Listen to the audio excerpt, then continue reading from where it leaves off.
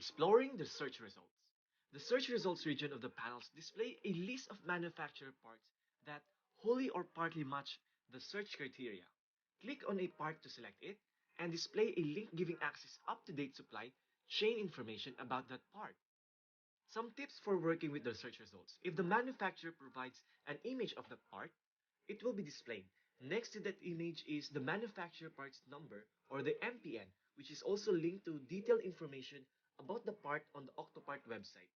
The vertical colored bar indicates the manufacturer's lifestyle status, for example, volume production, EOL, and many more. Hover the cursor over the bar for more information. Note that manufacturer's lifecycle status is not an indication of availability.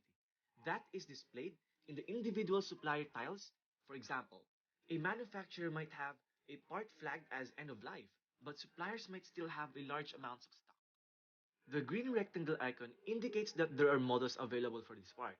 Click the exclamation icon button at the top right of the panel to display detailed part information, including the models.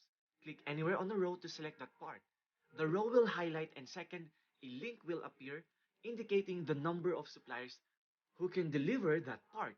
Click the link to display detailed supply chain information about the suppliers that carry that part, ordered by availability and price. Each supplier's details about that part are presented on a tile with a colored banner. These tiles are also referred to as SPNs, supplier part numbers.